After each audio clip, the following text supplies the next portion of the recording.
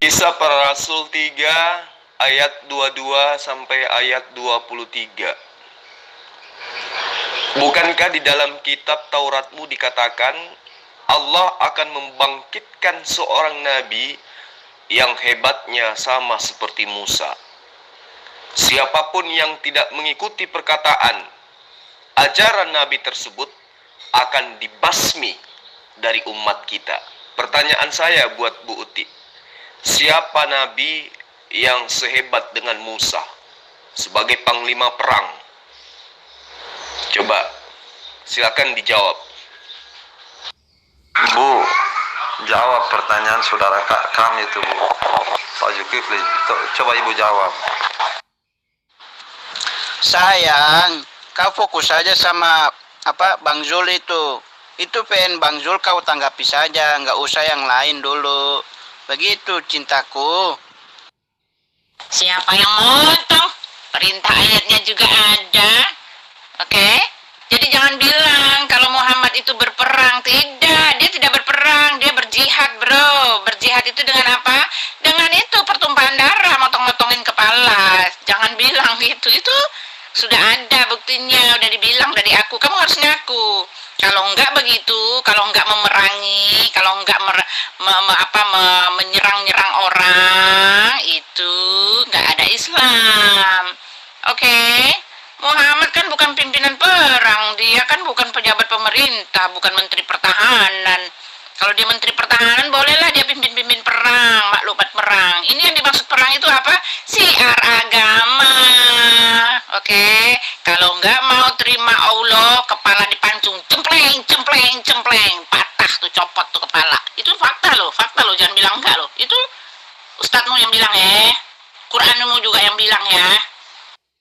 Waduh, itu enggak ada hubungannya dengan Muhammad. Sorry, Muhammad memimpin perang itu bukan perang, bro. Telah dicatat, telah dikonfirmasikan, itu bukan perang, itu syiar agama, itu memerangi orang-orang kafir. Oke? Muhammad bukanlah pemimpin perang, dia bukan menteri pertahanan, dia bukan di bawahan presiden, bukan bawahan raja yang berhak, yang berkuasa memaklumat perang. Ketika Nabi mengatakan dia berperang, itu artinya dia syiar agama, karena di dalam peperangan itu nama Allah didengungkan. Oke? Karena ketika dia memerangi orang itu, nama Allah didengungkan, bukan nama negaranya. Oke? Nah, sekarang saya mau mengatakan kepada dirimu, Pak Zulkifli, malu ya kamu ya. Itu tadi itu ustadzmu sendiri yang bilang, jangan bilang aku berdusta, aku berkhianat, atau aku menista. Tidak, itu ustadzmu sendiri yang bilang, dan kitabmu sendiri yang mengatakan. Oke? At-Taubah 9 ayat 1, 2, 3, hai orang-orang beriman, perangilah orang-orang kafir di sekitar kamu. Itu, dan hendaklah mereka menemui kekerasan daripadamu, dan ketahuilah bahwasanya Allah beserta orang-orang yang bertakwa. Oke? Ketika kamu bertakwa, ketika kamu saleh, ketika kamu taat perintah agama, perangilah orang-orang kafir di sekitarmu, dan hendaklah mereka menemui kekerasan daripadamu. Ini jelas, tepat, tidak bisa diganggu gugat perintah Muhammad Shallallahu Alaihi Wasallam untuk berjihad, ya. Saya ulang pertanyaan saya, Bu Uti ya, sesuai dengan dalil yang ada di dalam kitab Ibu, bahwa seorang nabi menurut pemberitaan di dalam kitabnya Musa, dikatakan di dalam Kisah Para Rasul 3 ayat 22. Bukankah telah dikatakan kepada Musa, Tuhan Allah akan membangkitkan bagimu seorang nabi ya di antara saudara-saudaramu sama seperti aku. Dengarkanlah dia. Barang siapa yang tidak mendengarkan nabi tersebut, maka akan dibasmi dari umat kita. Akan dibasmi loh. Dibasmi dalam arti kata dimusnahkan, diperangi. Untuk cara memusnahkan itu apa? Diperangi. Nah, sekarang pertanyaan saya, siapa nabi yang sama seperti Musa, yang jika tidak dengarkan perkataannya akan membasmi, akan memerangi? Silakan. Yang lain mohon jangan tag dulu bebek putihku ini. Biarkan dulu dia berdiskusi sama Ustadz Zul itu. Jawabannya beda dengan pertanyaan Ustadz Zul, Bu. Coba hayati dulu baik-baik pertanyaan Ustadz Zul itu, Bu. Ibu Uti, Jadi berdiskusi tentang agama itu, apalagi ibu kan ngaku sebagai murtadin. Ya, jadi tolong ketika kita berbicara tentang agama, jangan dikedepankan kebencian. Biar bagaimanapun, Islam itu kan juga saudaranya ibu, ya kan? Apalagi ibu kan pernah sebagai seorang Islam, katanya. Nah, ditambah lagi slogan di dalam ajaran ibu kan ajaran kasih, ya kan? Untuk itulah kemudian ayo kita berdiskusi. Ya, kita nggak usah pakai Quran karena Anda tidak paham Quran. Yang Anda harusnya menyebut ayat 29, ibu nyebutnya ayat 23. Ditertawakan, Bu, ditertawakan. Jadi mending sekarang kita buktikan siapa nabi yang sama seperti Musa yang diterangkan di dalam Kisah Para Rasul 3 ayat 22 dan ayat 23, di mana dikatakan Allah akan membangkitkan seorang nabi yang sama seperti Musa, di mana siapapun yang tidak mengikuti perkataan nabi tersebut maka akan diperangi, akan dibasmi. Nah, nabi yang dimaksud di sini siapa, Bu? Coba Ibu jelaskan. Zulkifli, kamu jawab dulu pertanyaan saya. Mana apa yang dimaksud dengan perang? Jelas perang itu adalah siar agama. Perang buat kamu itu, perang buat Muhammad adalah siar agama. Karena dia bukan amanat pemerintah, bukan pemimpin perang, maklumat perang dari bangsanya. Tetapi dia berperang hanya demi menyiarkan agama. Ustadzmu sendiri yang bilang, jangan bilang aku menista. Tidak, aku tidak menista, aku tidak berbohong. Dan ayatmu sendiri mengatakan begitu. Kalau salah bilang kepada diriku, tunjukkan di mana ini tidak benar. Ya, kalau salah kamu bilang sama ustadzmu itu tidak benar. Kamu debati dia, lalu kamu debati aku juga di sini. Jangan mengalihkan topik, jangan mengalihkan topik ya. Sesekali aku harus bicara juga tentang dirimu, oke? Sekarang jawab aku, apakah yang dimaksud dengan perang itu adalah karena Muhammad itu adalah menteri pertahanan, lalu dia sedang mempertahankan negaranya. Oke, ingat ya, pada masa itu semua pemerintahan itu hierarki pemerintah itu sudah ada dari dulu, dari pemerintahan Yesus Kristus juga hierarki pemerintahan itu ada. Oke, tentara-tentara Romawi itu mereka itu di bawah kerajaan. Kalau Muhammad dia bukan pejabat pemerintah. Jadi ketika dia mengatakan perang apa yang dimaksud? Perang siar agama. Dia yang memerangi, dia yang menyiar agama. Jadi jangan bilang ada perang apaan. Sekali lagi saya katakan kepada Bu Uti ya, berbicara mengenai Quran kaitannya dengan Islam itu ibu perlu ilmu yang sangat tinggi, sangat mendalam. Karena pembahasan tentang Al-Quran itu adalah pembahasan tentang kalamullah. Sementara ibu tidak mengerti apa itu Allah, apa itu Tuhan. Yang ibu tahu Zeus atau dewa-dewa. Nah, kemudian ibu mengatakan apa itu perang. Seakan-akan ibu ingin mengucilkan dan memfitnah Rasulullah Muhammad sallallahu alaihi wasallam. Tapi saya tidak ingin ibu itu memahami Quran karena pemahaman ibu tidak akan sampai ke sana. Di dalam Yosua 11 ayat 23, demikianlah Yosua merebut seluruh negeri. Sekarang pertanyaan saya kepada ibu, Yosua itu kenapa bisa merebut seluruh negeri? Apakah dengan cara berperang atau dengan cara joget-joget sampai dia bisa menguasai seluruh negeri? Di dalam Yosua ini diterangkan, demikianlah Yosua merebut seluruh negeri itu sesuai dengan segala yang difirmankan Tuhan kepada Musa.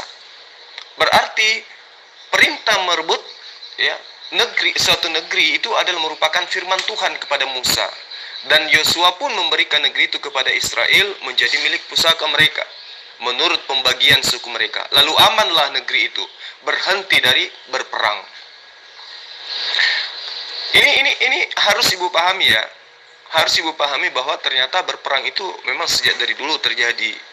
Jadi ibu jangan menutup mata dari apa yang tertuang di dalam kitab yang ibu ambil dari Bani Israel.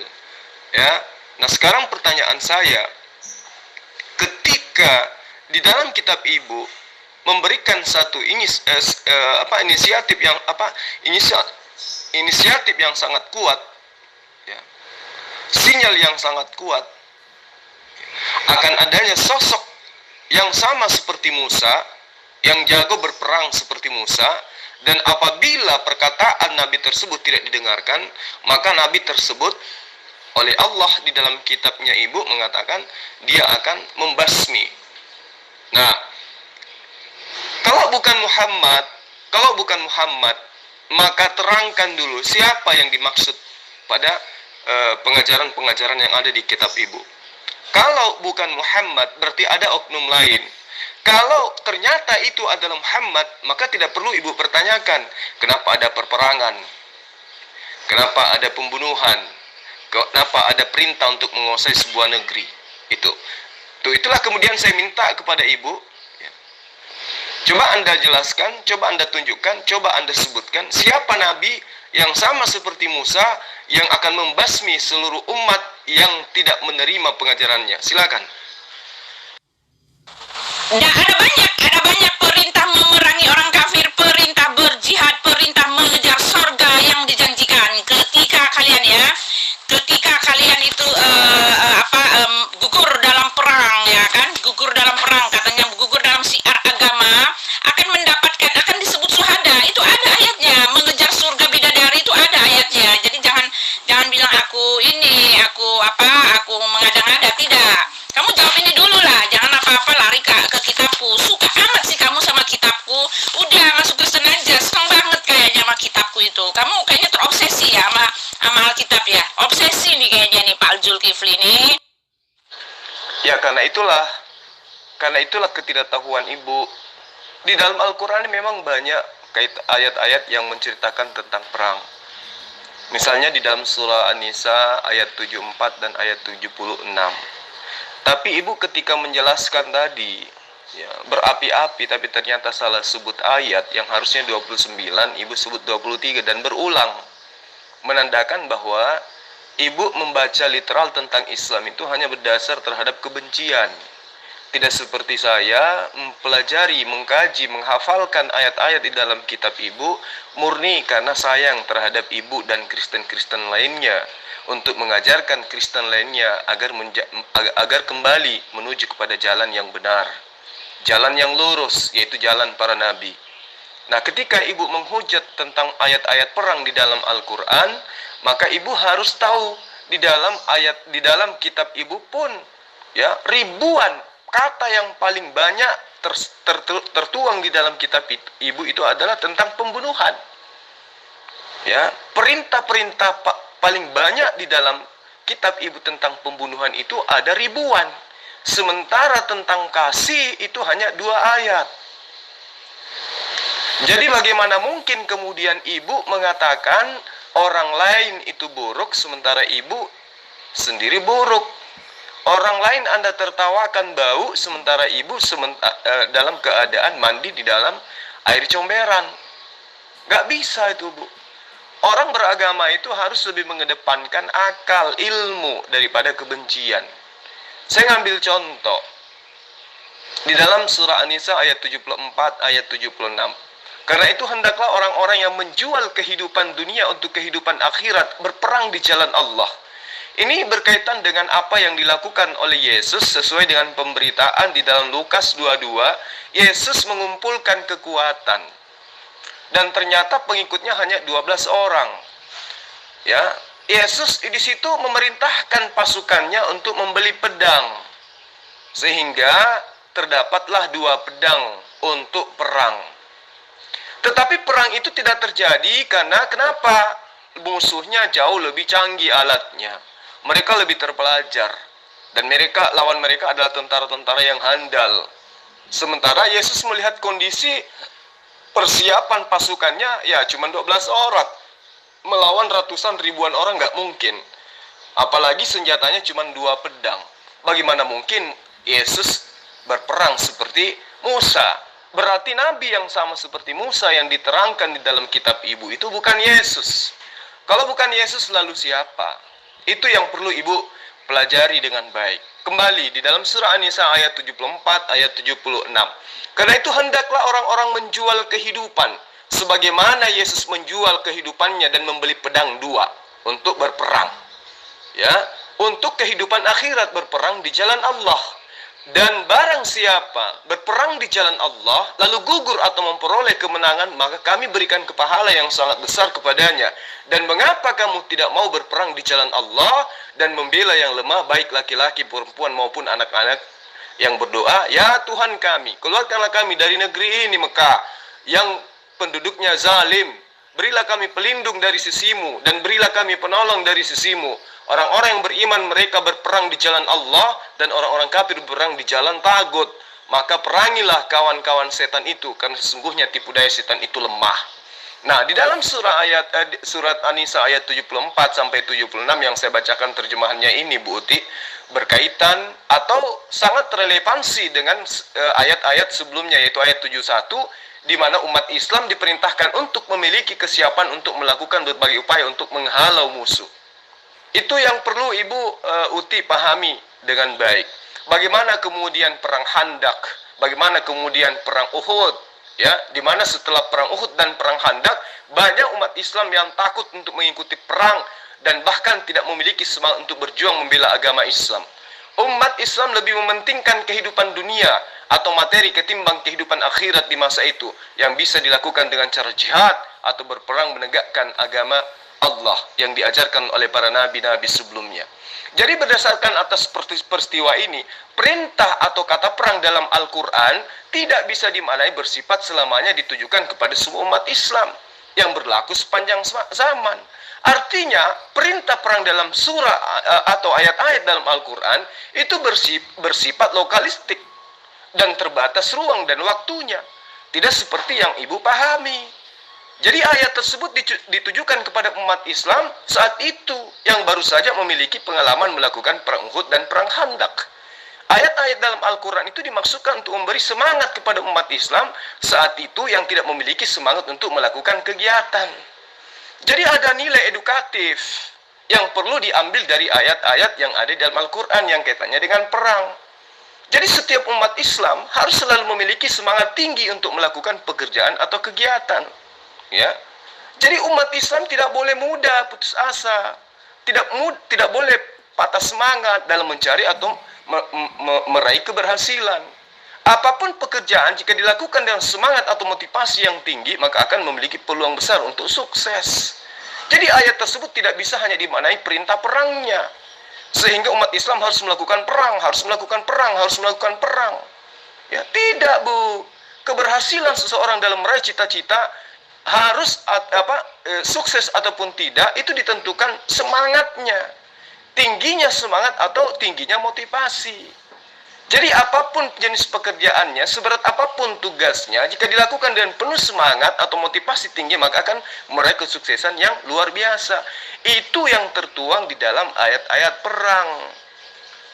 Jadi dari perspektif pendidikan, motivasi, sedikitnya ada dua yang dapat Ibu ambil dari ayat-ayat perang tadi. Satu yang bersifat intrinsik, yang kedua motivasi ekstrinsik. Ini yang perlu Ibu pahami.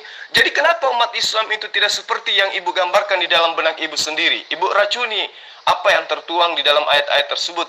Pemikiran Ibu teracuni dengan ayat-ayat itu. Padahal umat Islam tidak ada yang memerangi. Indonesia bisa merdeka.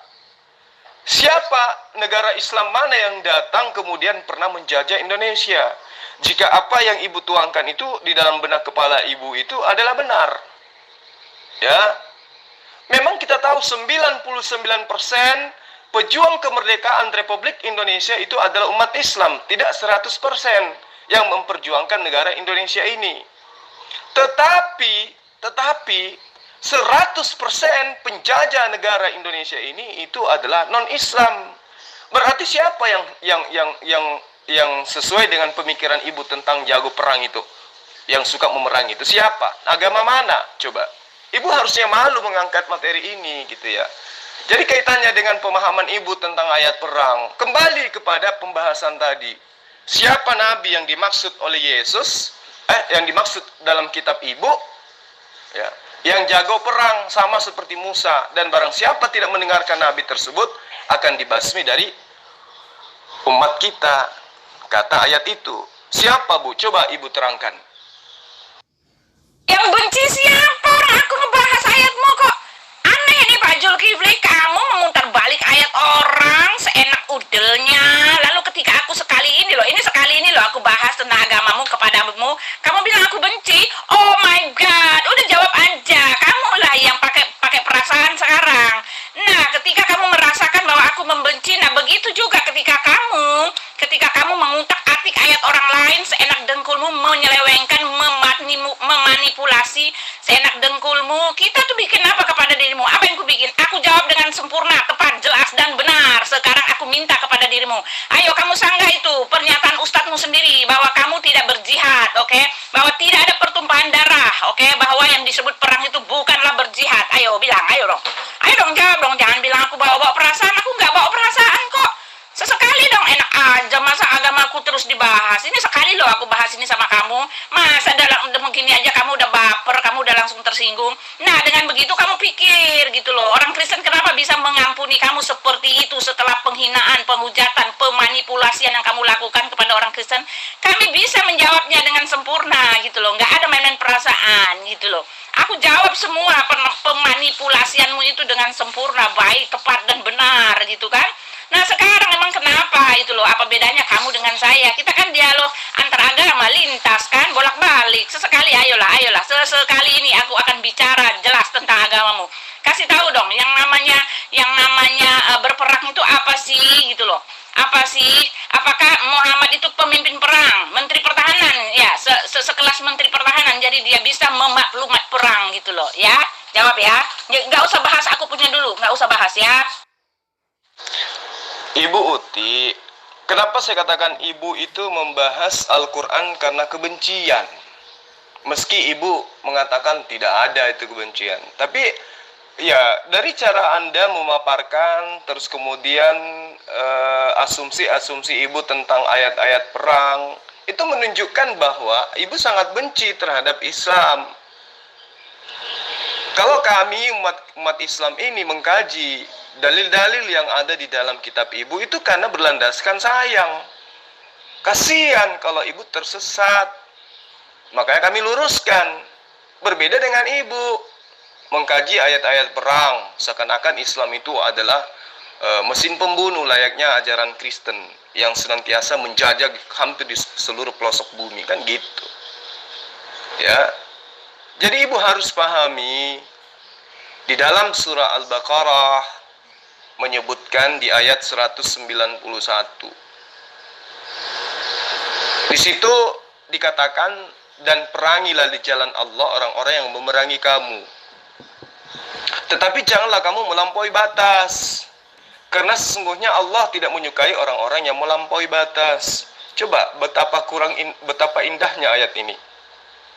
Perangilah di jalan Allah orang-orang yang memerangi kamu. Tetapi janganlah kamu melampaui batas. Karena sesungguhnya Allah tidak menyukai orang-orang yang melampaui batas. Itu kaidah perang. Itu adalah metode dan cara perang di dalam ajaran agama Islam. Ya. Itu yang ibu harus pahami dengan baik. Kalau kita lihat, ibu ingin mengacu kepada Al-Quran, seakan-akan bahwa ayat-ayat seruan perang itu dimonopoli oleh Al-Quran. Ibu salah. Di dalam kitab ibu juga bertaburan perintah perang, perintah membunuh. Ajaibnya, perintah membunuhnya itu tidak tanggung-tanggung. Diperintahkan membunuh seluruh yang bernapas. Jangankan manusia, hewan ternak, tumbuh-tumbuhan pun diperintahkan untuk dibunuh. Itu apa maksudnya yang kayak gitu ibu? Panah-panahku akan dilumuri darah mereka. Semua yang menentang aku kubunuh dengan pedangku. Tidak kubiarkan siapapun melawan aku. Orang tahanan yang luka-luka mesti mati juga. Ini perintah apa yang ada di dalam kitab ibu yang tidak bisa ibu pahami? Ya, di dalam kitab ibu menyebutkan apabila Tuhan Allahmu telah membawa engkau ke dalam negeri kemana engkau masuk untuk mendudukinya, dan ia telah menghalau banyak bangsa dari depanmu, yakni orang Het, orang Girgasi, ya, orang Amori, orang Kanaan, orang Feris, orang Hewi, dan orang Yebus, 7 bangsa yang lebih banyak dan lebih kuat daripadamu. Dan Tuhan Allahmu telah menyerahkan mereka kepadamu, sehingga engkau memukul mereka kalah, maka haruslah kau menumpas mereka semua sama sekali. Jangan engkau mengadakan perjanjian dengan mereka, dan jangan engkau mengasihani mereka. Ini perintah di dalam kitab ibu. Ayo, apa yang dimaksud dengan ayat ini? Apa tujuan ayat ini? Membasmi orang Het, membasmi Girgasi, membasmi Amori, membasmi orang Kanaan, orang Feris, orang Hewi, orang Yebus. Maksudnya apa? Perintah-perintah membunuh kayak gini. Ya, tumpaslah, bunuhlah, habisilah, mukul mundurlah, kalahkanlah. Ini maksudnya apa ayat-ayat seperti ini, Bu? Jangan engkau mengasihani mereka. Ini ajaran apa yang kayak begini, Bu? Kalau di dalam ajaran Islam itu kan jelas. Dan bunuhlah mereka di mana saja kamu jumpai mereka, dan usirlah mereka dari tempat yang telah mengusir kamu dari Mekah. Dan fitnah itu lebih besar bahayanya dari pembunuhan. Dan janganlah kamu memerangi mereka di Masjidil Haram, kecuali jika mereka memerangi kamu di tempat itu. Jika mereka memerangi kamu di tempat itu, maka bunuhlah mereka. Demikianlah balasan bagi orang-orang yang kafir. Jelas sekali kok ayatnya. Ya, di dalam surah Al-Maidah ayat 33. Sesungguhnya pembalasan terhadap orang-orang yang memerangi Allah dan Rasul-Nya dan membuat kerusakan di muka bumi hanyalah mereka dibunuh, disalib, atau dipotong tangan dan kaki mereka dengan bertimbal balik, atau dibuang dari negerinya tempat kediamannya. Yang demikian itu sebagai suatu penghinaan untuk mereka di dunia, dan di akhirat mereka memperoleh siksaan yang besar. Jadi ayat ini menyiratkan perintah perang terhadap orang umat Islam dengan posisi untuk membela diri. Kaum muslimin diseru untuk berperang jika memang dalam kondisi diserang oleh kelompok musyrik. Jadi itu yang saya katakan kepada ibu, ayat-ayat seruan perang bukan dimonopoli oleh Al-Quran. Di kitab ibu itu jauh lebih sadis. Jangan kau biarkan bernapas, jangan kau biarkan hidup apapun yang bernapas. Coba, itu gimana ceritanya itu, Bu? Jangan kau biarkan hidup apapun yang bernapas. Bunuhlah, basmilah apapun yang ada di dalamnya, baik anak-anak, orang tua, perempuan, ya, bunuh, baik hewan ternak maupun tumbuhan yang ada di dalamnya. Ini apa, ajaran apa yang seperti ini, Bu? Kalau dalam ajaran Islam kaidahnya jelas, dan pemahaman tentang ayat perang itu hanya untuk membangkitkan semangat umat Islam kala itu. Itu yang perlu Ibu Uti pahami. Nah, sekarang kembali kepada pertanyaan saya. Di dalam kitab Ibu Kisah Para Rasul 3 ayat 22 ayat 23, bukankah di dalam kitab Taurat Musa dikatakan Allah akan membangkitkan seorang nabi yang sama seperti Musa. Barang siapa yang tidak mendengarkan nabi tersebut akan dibasmi dari umat kita. Siapa nabi yang dimaksud? Silakan.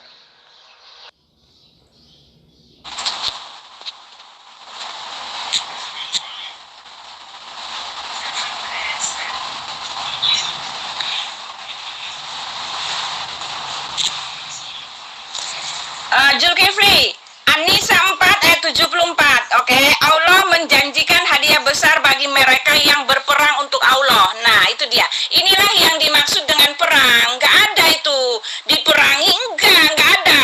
Kalian gak diperangi, tetapi memang memerangi untuk syiar agama sesuai dengan pernyataan konfirmasi dan pengesahan pernyataan dari ustadzmu itu sendiri. Lihat di video ya, dia mengatakan jangan malu karena syiar agama terjadi pertumpahan darah. Jangan malu, oke?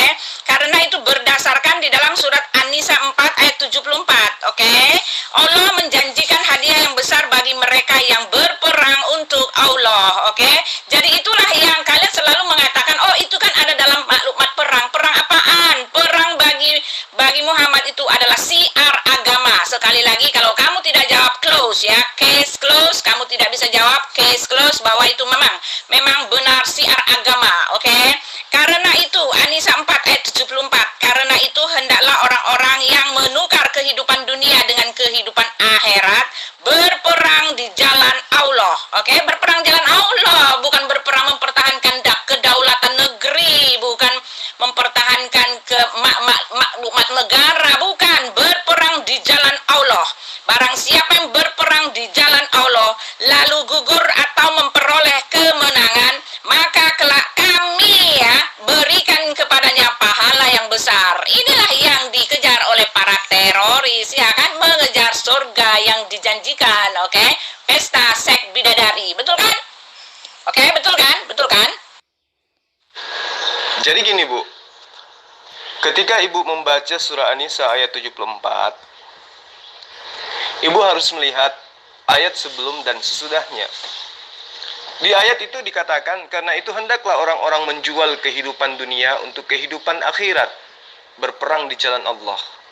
Dan barang siapa berperang di jalan Allah, lalu gugur atau memperoleh kemenangan, maka akan kami berikan pahala yang besar kepadanya. Di ayat selanjutnya dikatakan, wa ma lakum la tuqatiluna fi sabilillah wal mustad'afina minal rijal wan nisa wal wildan alladzina yaquluna rabbana akhrij lana min hadhil qarya, ya, terus dikatakan zalimina ahluha waj'al lana min ladunka wa ilayya waj'al lana min ladunka nasira. Dikatakan di situ, dan mengapa kamu tidak mau berperang di jalan Allah dan membela orang yang lemah? Mengapa? Mengapa kamu tidak mau membela orang yang lemah? Mengapa kamu tidak mau menolong orang yang lemah, baik laki-laki, baik maupun perempuan ataupun anak-anak yang senantiasa berdoa, ya Tuhan kami, keluarkanlah kami dari negeri ini, yaitu yang penduduknya zalim. Berikanlah kami pelindung dari sisimu, dan berilah kami penolong dari sisimu. Jadi ibu harus pahami, di dalam perintah surah An-Nisa ayat 74 itu dijelaskan oleh ayat 75. Ya, jelas sekali di ayat itu, Ibu. Andai saja ibu itu paham apa yang tertuang di dalamnya.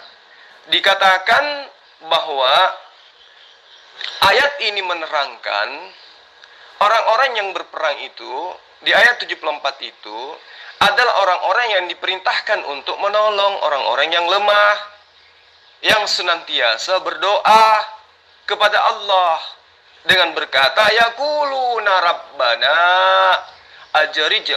akhrij lana min hazihil qaryatiz zalimina ahluha.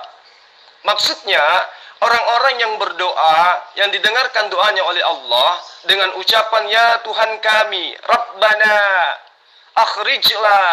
akhrijna min hazihil qaryatiz zalimina ahluha. Orang-orang yang berdoa itu, baik orang-orang yang lemah dari baik laki-laki maupun perempuan dan anak-anak, yang berdoa bermunajat kepada Allah, ya Tuhan kami, keluarkanlah kami dari negeri ini, yaitu negeri Mekah yang penduduknya zalim. Ya, dikatakan di ayat itu, berikanlah kami penolong.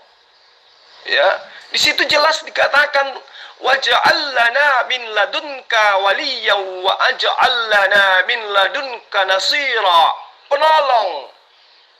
Berilah kami pelindung dari sisimu dan berilah kami penolong dari sisimu. Itu makanya dikatakan di ayat 74-nya, falyaqatil fi sabilillah alladzi yashruna al-hayatad dunya bil akhirah.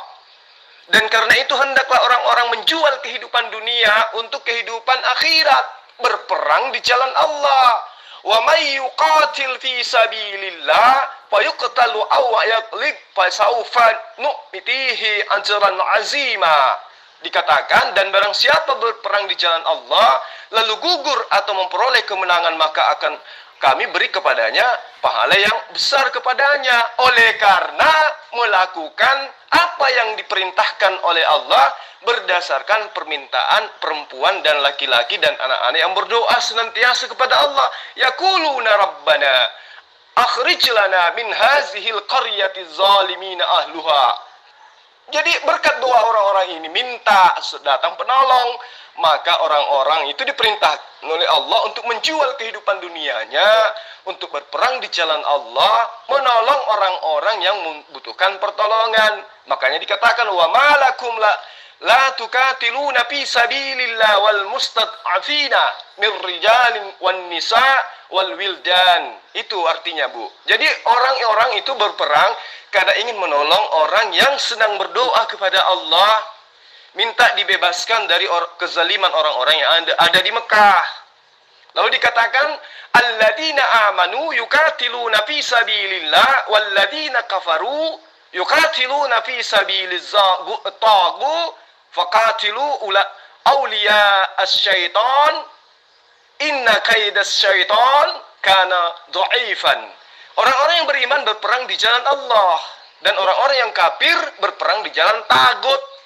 Maka perangilah kawan-kawan setan itu, karena sesungguhnya tipu daya setan itu lemah.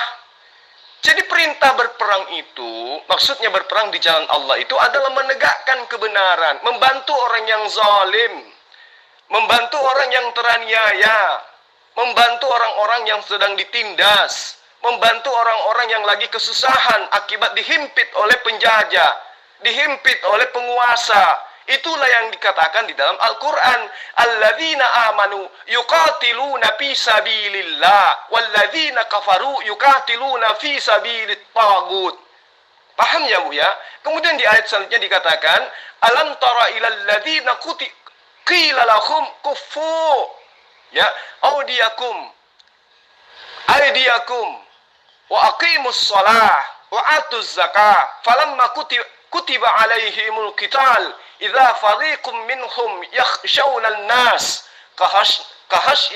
kahasyatillah aw ashadda khashya wa qalu rabbana lima katabna alaina al-qitaa. Lalu kemudian dikatakan laula akhartana ila ajalin qarib kul mata'ud dunya qalil wal akhirah khairul liman ittaqa wa la tuzlamuna fatila. Jadi saya harus membacakan ayatnya dengan sangat berhati-hati kepada ibu, karena jangan sampai ibu plesetkan lagi. Ya, tidakkah engkau memperhatikan orang-orang yang dikatakan kepada mereka, tahanlah tanganmu dari berperang, tahanlah tanganmu dari berperang, laksanakanlah sholat dan tunaikanlah zakat. Ketika mereka diwajibkan berperang, tiba-tiba sebagian mereka, yaitu golongan orang-orang munafik, takut kepada manusia, takut kepada musuh, seperti takutnya kepada Allah. Bahkan lebih takut dari itu. Lalu mereka berkata, ya Tuhan kami, mengapa engkau wajibkan berperang kepada kami? Mengapa tidak engkau tunda kewajiban berperang kepada kami beberapa waktu lagi? Katakanlah, kesenangan di dunia ini hanya sedikit, dan akhirat itu baik bagi orang-orang yang bertakwa, mendapat pahala turut berperang, dan kamu tidak akan dizalimi sedikit pun. Nah, yang perlu diluruskan di sini, berperang di jalan Allah itu adalah menegakkan hukum-hukum Tuhan yang diplesetkan oleh orang-orang kafir, ya, membantu orang yang dizalimi, memerdekakan orang yang sedang diperbudak, yang sedang teraniaya. Karena itulah saya katakan kepada ibu, kalau ingin membahas Quran, agar ibu pahami Al-Quran itu dengan seksama, bukan hanya paham terhadap terjemahan. Lihat kenyataannya di dunia nyata, Bu. Apakah kami yang mayoritas ini memerangi ibu? Kan tidak. Yang ada minoritas ini sering usil terhadap kami yang mayoritas. Tapi meskipun demikian kami tetap menyayangi ibu. Terkecuali kalau ibu sudah terang-terangan ingin berperang kepada kami, maka demi Allah kami tidak akan mundur selangkah pun. Kalian akan kami ratakan dengan tanah. Itu kalau ibu sudah terang-terangan mengangkat pedang untuk menjajah kami, gitu loh. Layaknya kami menumpas tentara Belanda ketika mereka menjajah kami di sini. Paham ya, Bu ya? Pak Zulkifli, ketika kamu mengatakan bahwa Alkitab itu bukan firman Allah, lalu kitabmu itu adalah firman Allah, maaf Pak, maaf, kamu tidak boleh mendiskreditkan kitab orang lain lalu menggadang-gadangkan, memuji-muji, menyombong-nyombongkan kitabmu sendiri. Semua kitab yang dibilang palsu atau tidak palsu itu berasal dari pembuktian, oke? Nah, sekarang saya nggak mau disetir, Pak. Kita selesaikan dulu kenyataan bahwa Ustadzmu sendiri mengatakan jangan malu. Memang ada pertumpahan darah, memang siar agama itu adalah pertumpahan darah, dilakukan dengan pedang, dengan pertumpahan darah. Jangan malu. Jadi ketika kamu menolak kenyataan dari Ustadzmu itu, ya kamu ini aja, kamu sanggah Ustadzmu sendiri, lalu kamu rembuk sama dia. Kenapa Ustadz berani-beraninya bikin malu kami, gitu ya? Itu saja. Karena jelas memang yang dibilang perang itu, kamu tunjukkan kepada diriku apa maksud perang itu, dalam perintah apa, perintah kenegaraan yang seperti apa yang didapat dari pemerintahan yang dijewantahkan kepada Muhammad untuk memimpin perang. Oke, ketika kamu mengatakan bahwa perang yang dimaksud itu adalah perang dalam maklumat pemerintahan dalam mempertahankan kedaulatan negara, coba tunjukkan ayatnya di mana Muhammad menerima maklumat perang dari pemerintah, oke, untuk mempertahankan negaranya. Oke, karena jelas kitabmu sendiri mengatakan perang itu adalah siar agama, memerangi orang kafir, perangilah orang kafir. Oke, kalau kamu nggak jawab ini clear ya, kamu menyetujuinya. Oke? Kenapa saya harus malu, Bu? Kenapa harus malu? Perang di dalam ajaran agama Islam itu adalah upahnya surga. Terus kenapa saya harus malu? Upahnya surga karena itu adalah perintah Allah. Ya. Apapun yang dikatakan perintah Allah, ketika dilakukan, maka upahnya tentu adalah surga. Perang sekalipun. Nah, masalahnya sekarang adalah di dalam ajaran agama Islam, etika perang itu sangat diatur dengan baik, sesuai dengan prinsip kemanusiaan. Tidak seperti perintah perang di dalam kitabnya Ibu. Tidak ada itu kasih sayang di dalam perang, Ibu. Kalau dalam ajaran agama Islam itu, ya jelas, etika perang, akhlak perang itu diajarkan dalam ajaran agama Islam. Batasan-batasan perang juga diajarkan di dalam ajaran agama Islam. Silakan Ibu tunjuk satu ayat di dalam Al-Quran di mana ayatnya memerintahkan untuk membunuh semua yang bernapas, layaknya di dalam kitab Ibu. Ya, di kitab sejarah Samuel, Raja-Raja, Ulangan, ya, termasuk di Perjanjian Baru yang datang dari perintahnya dari Yesus, bawalah semua seteru-seteruku di hadapanku dan bunuhlah di hadapanku. Itu di dalam Perjanjian Baru. Nah, Islam membolehkan umatnya untuk maju berperang. Di dalam surah Al-Hajj ayat 39 sampai ayat 40.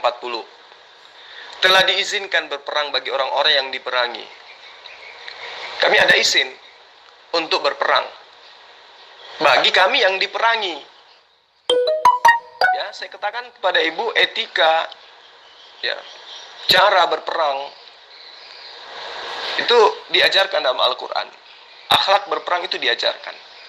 Telah diizinkan berperang bagi orang-orang yang diperangi, karena sesungguhnya mereka telah dianiaya, dan sesungguhnya Allah benar-benar maha kuasa menolong mereka, yaitu orang-orang yang telah diusir dari kampung halaman mereka tanpa alasan yang benar. Tak lain karena perkataan mereka, Tuhan kami hanya Allah. Saya sedikit ingin menerangkan kepada Ibu awal mula perang yang terjadi dalam ajaran agama Islam. Ketika Rasulullah Muhammad SAW datang dengan membawa ajaran la ilaha illallah, Isa Rasulullah, wa Muhammadar Rasulullah wa khatan nabiyyin, orang-orang kafir di Mekah itu ingin membunuh dan ingin menangkap dan membunuh Muhammad SAW beserta dengan pengikutnya.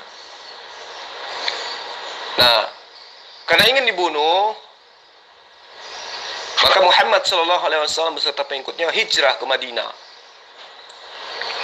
Nah, karena mereka ini tempat kelahirannya adalah Mekah, wajar dong ketika kemudian setelah mereka diusir dari Mekah kembali memperjuangkan untuk bagaimana bisa mereka kembali kepada negara asal mereka. Itu haknya dia, tidak ada yang larang. Ibu nggak bisa melarang itu, layaknya Musa. Ya. Bagaimana memimpin pasukan berperang melawan Fir'aun. Jadi ibu harus banyak belajar. Firman Allah Subhanahu wa Ta'ala jelas memberikan izin atau memerintahkan kepada Rasulullah Muhammad SAW dan kaum muslimin untuk berperang melawan kaum musyrikin Quraisy. Itu loh, Bu. Nah, mengapa Al-Quran kemudian mengizinkan peperangan? Jadi peralihan keimanan sebagai orang Quraisy ternyata menjadikan hidup mereka pahit. Ya. Muslimin diusir dari tanah airnya, Mekah, hanya karena mereka berkata Tuhan kami adalah Allah. Padahal dalam kebiasaan masyarakat Arab pada kala itu, pengusiran dari suku sendiri termasuk tindakan semena-mena, bahkan melanggar ikatan suku yang dijunjung bersama pada Jazirah Arab masa itu. Jadi ini kita berbicara mengenai sejarah, berbicara mengenai asbabul nuzul. Jadi meskipun memberikan izin melakukan perlawanan, Al-Quran juga justru menghimbau agar kaum muslimin tidak melakukan penyerangan terlebih dahulu. Sebab kenapa?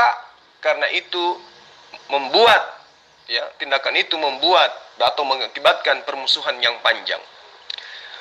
Seperti yang saya terangkan kepada ibu, di dalam Islam itu ada etika perang. Di dalam Islam, peperangan pun mesti ada norma. Ada etika perang yang harus dijaga oleh umat Islam. Tidak seperti perintah-perintah perang di dalam ajaran agama ibu dan layaknya yang diperhatikan oleh penjajah-penjajah yang beragamakan Kristen. Allah Subhanahu wa taala berfirman yang artinya, dan perangilah di jalan Allah orang-orang yang memerangi kamu, tetapi jangan kamu melampaui batas, karena sesungguhnya Allah tidak senang, tidak suka orang-orang yang melampaui batas. Surah Al-Baqarah ayat 190. Nah, Ibu Uti harus paham, tidak berhenti sampai di situ. Al-Quran juga menekankan supaya umat Islam memberikan maaf dan ampunan. Bahkan ketika perang berkecamuk, jika pihak musuh meminta damai, umat Islam dianjurkan meletakkan senjata.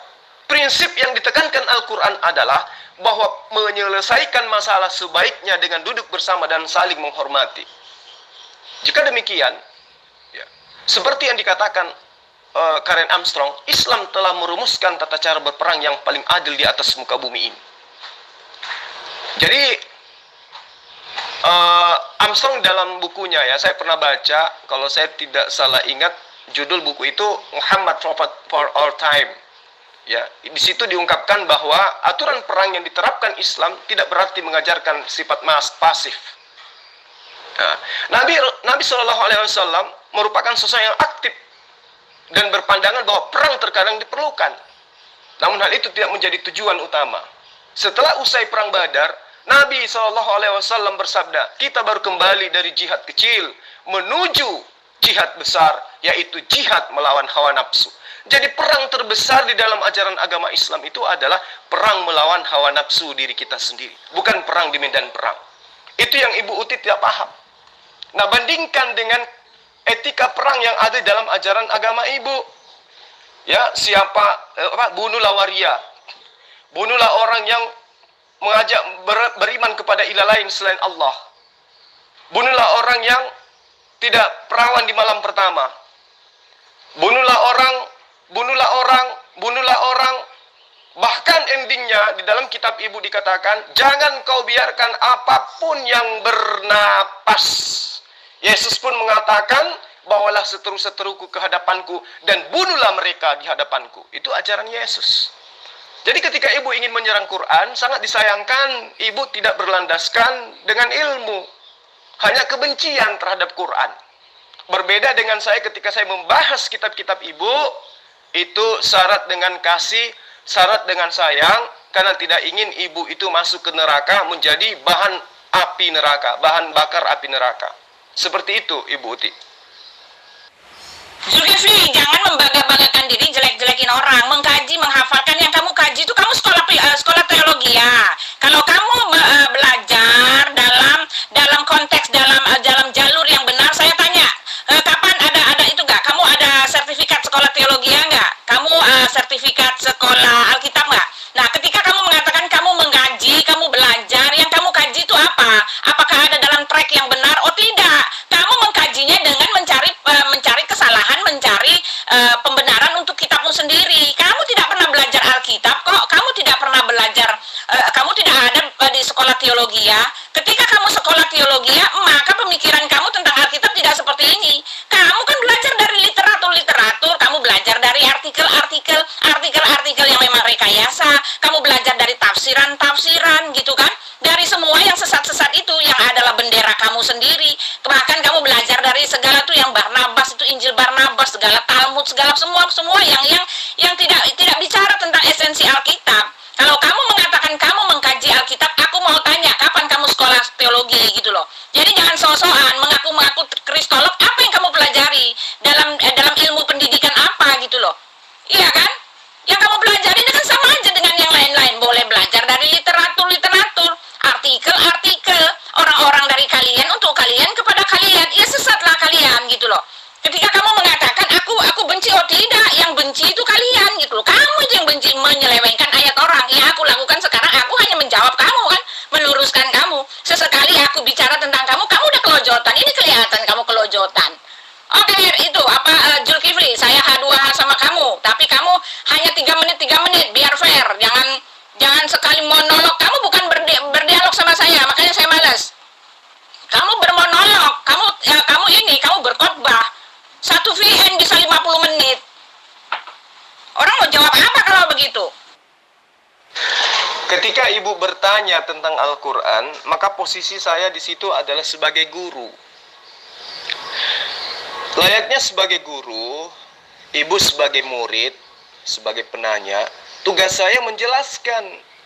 Ketika saya menjelaskan, itu sudah pasti penjelasan saya lebih lama daripada pertanyaan, gitu. Nah, ibu bertanya supaya tahu kan? Bukan ibu bertanya karena tidak tahu, karena sudah tahu. Beda dengan saya. Ketika saya bertanya tentang agama ibu, saya jauh lebih tahu daripada ibu, gitu. Lalu kemudian ibu mengatakan, apakah kamu pernah sekolah teologi?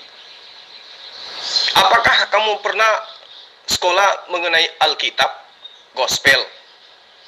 Saya ingin tahu dunia berbicara apa tentang orang-orang yang lebih paham gospel daripada mereka yang duduk sekolah, di mana mereka dipahamkan tentang teologi. Ya. Jadi saya tidak pernah sekolah secara formal. Tetapi ibu harus tahu, para ilmuwan terlebih dahulu, penemu-penemu, itu mereka tidak pernah sekolah formal. Yang menemukan listrik, yang menemukan kecepatan cahaya, yang menemukan angka-angka, yang menemukan aljabar, algoritma, dan seterusnya, dan seterusnya. Itu mereka tidak pernah sekolah formal. Ya. Jadi ketika Anda ingin mengetahui kebenaran kitabnya ibu tidak perlu sekolah. Sekolah itu hanya titel aja untuk digunakan mencari perpuluhan. Kalau otodidak itu murni mencari kebenaran. Layaknya saya otodidak, belajar kitab ibu itu murni semua saya serap, saya teliti, saya telaah dengan menggunakan kaidah-kaidah ilmu. Apa itu? Akal sehat. Tidak ada asumsi. Tidak ada cocokologi. Contoh, ketika Yesus dikabarkan membeli pedang untuk melawan, untuk melakukan perhitungan dan memberontak terhadap tentara-tentara Romawi. Di dalam ayat 37 dikatakan di Lukas 22, sebab aku berkata kepadamu bahwa nas kitab suci ini harus digenapi padaku. Ia yang terhitung di antara pemberontak-pemberontak. Lalu kata mereka, Tuhan, ini 2 pedang. Jawab Yesus, itu sudah cukup. Nah, coba kita telaah dengan menggunakan pendekatan akal. Jangan menggunakan embel-embel teolog-teolog yang mana tujuannya untuk menyesatkan. Untuk apa Yesus membeli pedang? Untuk sunat. Untuk masak sayur kangkung. Untuk cumi rebus. Capcay. Atau mau potong singkong. Atau mau digunakan untuk potong ikan, untuk ikan goreng. Ya. Jadi Yesus dan kawan-kawan menjual pundi, menjual jubah, dan menjual bekal. Itu bukan untuk camping. Bukan untuk tamasya. Bukan untuk datang ke rumah hobbit, wisata. Bukan. Tetapi Yesus dan kawan-kawan menjual pundi-pundi mereka, menjual jubah mereka untuk beli pedang, untuk berperang, Bu Uti. Itu yang perlu ibu pahami dengan baik. Ya. Jadi karena bingung untuk apa pedang tersebut, tanya kepada Yesus. Dan Alkitab Anda akan segera menjawab kebingungan Anda. Yesus itu membeli pedang untuk apa? Lukas 19 ayat 27 menjawabnya. Akan tetapi semua seteruku ini yang tidak suka aku menjadi rajanya, bawalah mereka kemari dan bunuhlah mereka di hadapanku. Itu, ya, itu tujuan Yesus beli pedang. Tapi apalah daya, pasukannya cuma 12 orang. Itu pun berkhianat satu orang. Begitu ditangkap, yang 11 orang lari tunggang langgang meninggalkan Yesus. Jadi kayak mana mau menegakkan ajaran Allah? Bagaimana bisa menegakkan kalimat Allah? Ketika Yesus berseru, Sema Israel, Adonai Elohenu, Adonai Ahad. Tapi Yesus tidak mampu untuk menegakkan kalimat itu. Jauh seperti Muhammad SAW menegakkan La ilaha illallah. Tidak bisa. Karena pasukan Yesus semuanya orang-orang pengecut berdasarkan kitab ibu. Markus 14 dikatakan mereka semua lari meninggalkan Yesus. Belum lagi Yudas berkhianat meninggalkan Yesus. Jadi kayak mana Yesus itu bisa menjadi orang yang sama seperti Musa? Makanya ibu menghindar dari pertanyaan saya. Ketika kisah para rasul, bab 3 ayat 22 sampai ayat 23 mengatakan, bukankah di dalam kitab Musa dikatakan, Allah akan membangkitkan seorang nabi, jago perang, panglima perang, yang sama seperti Musa. Dan barang siapa tidak mendengarkan perkataan nabi yang sama seperti Musa itu, dia akan dibasmi, dia akan diperangi, dia akan dibunuh, dia akan dilenyapkan, dia akan dihilangkan dari umat kita. Makanya ibu menghindar untuk menjawab siapa nabi tersebut yang sama seperti Musa. Yesus tidak mungkin dua pedang ingin melawan tentara Romawi, mana bisa. Dua pedang itu cukup untuk mengupas bawang dan memotong kuping. Gak bisa dipakai berperang. Sementara perintah Allah di dalam kitab ibu itu sangat dijelaskan bagaimana kemudian juru selamat itu menegakkan kalimat Allah, menyerukan, bersorak-sorai, mengagungkan kalimat Allah, baik di desa maupun di kota, di lembah-lembah dan seterusnya, di gunung-gunung dan seterusnya. Itu perintah Allah. Dan siapakah gerangan yang menegakkan kalimat itu kalau bukan Muhammad sallallahu alaihi wasallam?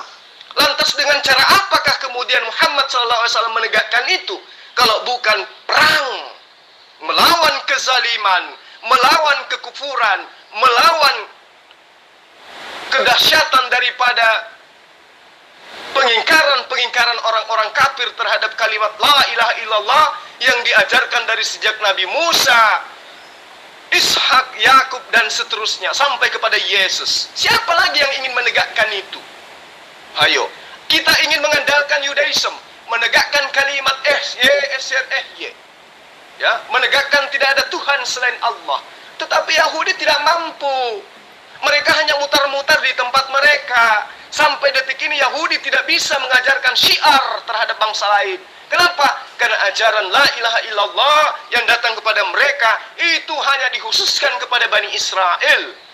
Ajaran seruan La ilaha illallah kepada seluruh umat manusia hanya dibawa oleh Nabi yang sama seperti Musa, yaitu Muhammad sallallahu alaihi wasallam. Itu yang Ibu Uti harus paham. Sementara ajaran Kristen itu syiar, bukan mengajarkan La ilaha illallah, tapi mengajarkan Theos, Hedon, Horus, Osiris adalah dewa yang datang menjelma menjadi manusia untuk menebus manusia di tiang salib. Itu yang diajarkan oleh pagan Kristen. Tidak seperti yang disuruhkan oleh para nabi. Ya, Shema Israel, Adonai Elohenu, Adonai Ahad. Ya, kul, katakanlah, huwallahu ahad, lam yalid wa lam yulad wa lam yakul lahu kufuwan ahad. Itu diserukan oleh siapa? Oleh Musa, oleh Yakub, oleh Ishak, oleh Daud, oleh Salomo, oleh Yesus, oleh Muhammad sallallahu alaihi wasallam. Ya, itu agar Ibu pahami dengan baik. Ya, jadi bukti ketika ibu ingin menyerang Al-Quran, jangan pernah menegur orang bahwa orang itu bau tidak mandi, sementara Anda pada saat itu lagi mandi di bawah comberan. Percuma, ibu akan ditertawai. Paham? Sudah ya, clear ya, ikuti saja perintah Ustazmu, jangan malu, karena jelas yang dimaksud syiar agama itu adalah berjihad, perang itu adalah berjihad, titik. Ibu Uti yang gak ada ilmu sama sekali. Ketika pasukan cuman 12 ekor pun, ketika murid-murid Yesus menjual jubah, ya, mempersiapkan bekal, menjual pundi-pundi, itulah jihad. Mengorbankan harta di jalan Allah, itulah jihad. Yesus mengajarkan jihad. Jual pundi-pundimu, jual jubahmu, persiapkan bekalmu, lalu kemudian beli pedang untuk kita menegakkan kalimat La ilaha illallah, Yesus Rasulullah. Itu jihad yang diajarkan oleh Yesus. Namun berhenti jihad itu, murid-muridnya kabur tunggang langgang meninggalkan Yesus. Lalu kemudian Allah datang dengan mengirimkan malaikatnya untuk menatang Yesus di tangannya agar Yesus tidak disalib. Mazmur 91 ayat 1 sampai ayat 16. Jihadnya Yesus berhenti seketika ketika Yesus diangkat oleh Allah ke langit. Lalu kemudian turun dalil dari kisah para rasul. Bukankah di dalam Torah akan dibangkitkan seorang nabi sama seperti Musa? Siapa yang tidak mendengarkan nabi tersebut akan dibasmi dari umat kita. Nah, yang menegakkan kemudian kalimat jihad, perjuangan menegakkan kalimat Allah, ajaran Allah, itu diteruskan oleh Muhammad SAW yang jauh-jauh sebelumnya sudah dinubuatkan. Jadi ibu jangan mencela, jangan mencemooh, jangan menghina dengan ketidaktahuan ibu. Malu bu, malu. Sesama orang Indonesia saya malu punya saudara kayak ibu. Malu saya bu. Jihad aja Anda nggak tahu. Saya sudah menerangkan kepada Anda ketika Rasulullah Muhammad SAW mengatakan kepada para sahabatnya, kita sudah melakukan perang Uhud, kita sudah melakukan perang Badar, perang yang sangat dahsyat, perang yang sangat besar, perang yang sangat lama, perang yang sangat menyakitkan, perang yang sangat menguras tenaga, pikiran dan semuanya. Tetapi Rasulullah Muhammad SAW kemudian mengatakan, itu belum seberapa. Jihad yang paling besar adalah jihad yang akan kita hadapi ini. Para sahabat mengatakan, ya Rasulullah, ini kita sudah kewalahan, ini kita sudah habis-habisan. Toh masih ada perang yang jauh lebih dahsyat dari ini ya Rasulullah. Perang apakah gerangan? Rasulullah mengatakan, perang jihad yang paling besar yang akan kita hadapi adalah perang menghadapi hawa nafsu kita masing-masing. Jadi jihad itu adalah melawan hawa nafsu, meninggalkan hawa nafsu. Makanya Yesus mengatakan, lebih susah, lebih mudah ontah masuk ke dalam lubang jarum daripada orang yang cinta akan dunia masuk ke dalam kerajaan Allah. Ya, Yesus telah tegas menegaskan kepada pengikut-pengikutnya, perbanyaklah harta surga, perbanyaklah bekal surga, perbanyaklah pundi-pundi untuk surga, karena harta surga tidak lekang dimakan karat. Apa harta surga itu? Amal kebaikan. Bagaimana bisa mendapatkan amal kebaikan itu? Berjihad. Bagaimana mungkin Anda melakukan kebaikan tanpa berjihad? Ya, bagaimana mungkin Anda ingat menyembah kepada Allah tanpa berjihad? Nah, untuk menghilangkan kemudian tongkat estafet jihad yang diajarkan oleh para nabi, muncullah penyesat bernama Paulus dengan mengatakan, dengan matinya Yesus di tiang salib, maka manusia dibebaskan dari hukum-hukum Tuhan. Bahkan manusia dibebaskan dari kuk penghambaan. Sehingga apa yang terjadi kemudian? Dikasihlah resep oleh Paulus kepada orang-orang yang telah membebaskan diri dari hukum Tuhan, membebaskan diri dari hukum Tuhan, membebaskan diri dari perintah Tuhan. Apa rumusnya kata Paulus di dalam surah-surahnya, di dalam surah Roma? Barang siapa yang berkata dengan mulutnya dan apa yang dikatakan mulutnya itu diyakini sepenuh hati bahwa Yesus itu adalah Tuhan, maka dia akan diselamatkan. Simple. Jadi tidak ada lagi jihad. Cukup percaya Yesus itu adalah Tuhan, selamat dunia di akhirat. Itu adalah resep tipuan yang diajarkan oleh Paulus. Jadi tidak ada lagi jihad. Kalau dalam Islam jihad itu jelas, Bu. Sudah melakukan perang Uhud, sudah melakukan perang Badar, perang yang sangat memakan tenaga, waktu, dan korban yang sangat banyak. Ternyata perang yang paling hebat lagi itu adalah perang melawan hawa nafsu. Itu perang melawan bisikan-bisikan, ajakan-ajakan misionaris Kristen untuk menjadi Kristen, menjadi murtadin. Itulah perang yang paling besar kata Muhammad. Perang yang paling besar adalah perang melawan misionaris yang mengajakmu untuk menikmati dunia sepenuh hati. Yang penting kamu mengimani Yesus sebagai Tuhan, kau akan diselamatkan. Itulah perang yang paling besar. Perang melawan misionaris Kristen agar tidak menjual iman dengan Indomie. Itulah perang yang paling besar menurut Muhammad SAW. Paham, Bu Uti, ya?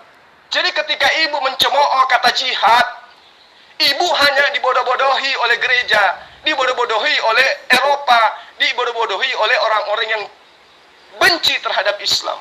Islam itu ajaran damai, namanya aja ajaran damai. Makanya ketika Yesus muncul di tengah-tengah muridnya, Yesus mengatakan dalam Lukas 24 ayat 36, Islam untuk kalian semua. Yesus serukan itu, damai sejahtera untuk kalian semua. Ya, Islam itu sudah diserukan jauh-jauh sebelum Muhammad SAW ajarkan Shalom alaihim, Islam untuk kalian semua. Dijawablah kemudian Waalaikumsalam, dan atas kamu juga Islam. Itu yang perlu ibu pahami. Ya, jadi ketika Anda berbicara mengenai Quran, saya jauh lebih dahsyat membantai ibu. Ya, jangankan Quran, membahas tentang gospel pun saya akan bantai ibu. Apalagi ketika Anda memelintir pemahaman tentang jihad, tentang Quran. Jadi kembali kepada pertanyaan saya. Nabi yang sama seperti Musa, yang ajarannya, perkataannya tidak didengarkan, akan mengakibatkan orang-orang dibasmi, itu Nabi yang mana? Jawab. Anda belum jawab sampai sekarang.